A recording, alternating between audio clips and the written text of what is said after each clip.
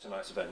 Well, tonight's event is very much an introduction for any local residents or from the surrounding authorities who are interested in looking at the possibility of becoming a foster carer for Thurrock.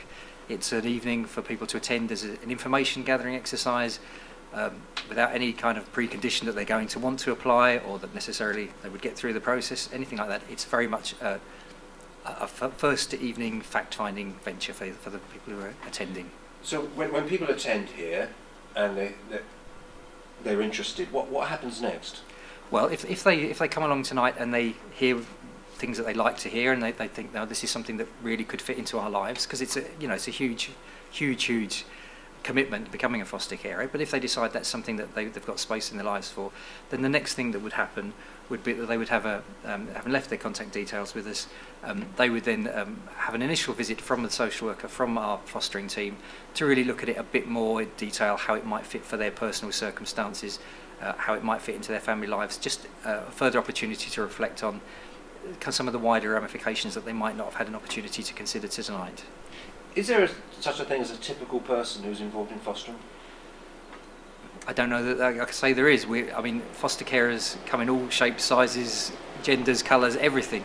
There's no one sort of person that could or should become a foster carer. The one thing that must be uniting them really is a commitment, to the welfare of children and wanting to do it, recognising that it's an enormous challenge looking after somebody else's child.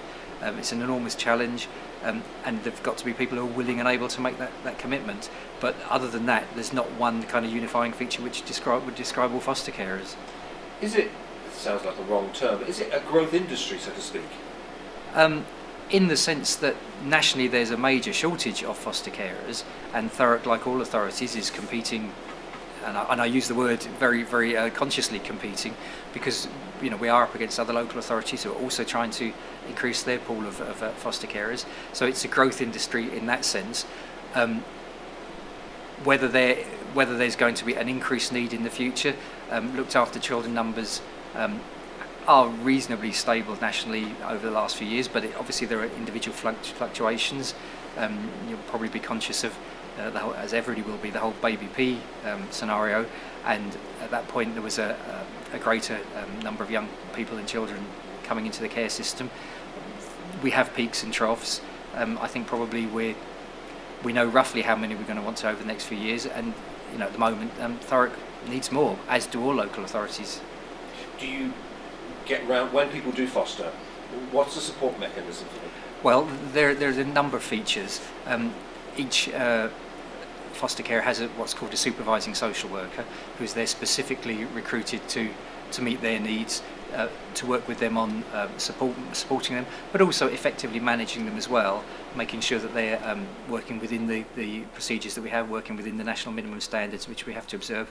It's both a managerial and a supporting role, so that's their supervising resource called SELF, which stands for Supporting and Enhancing Local Foster Care, which is again a particular team we have with a very specific remit of working with foster carers about the kind of particular issues that they're encountering in caring for what are at times some very challenging and very difficult young people. We also they're located at Oak Tree Resource Centre, and also at Oak Tree we have some resource centre workers who are also able to do some very direct work, either with carers or more likely with particularly young people, particular children where placements are under pressure, under stress. And then again, obviously we have access to a whole range of other support services, the Child and Family Consultation Service, etc, etc, etc. So in an ideal world, which is what we're trying to achieve, foster carers, although they're taking on a huge challenge, shouldn't be taking on that challenge alone and should be able to tap into a number of support networks.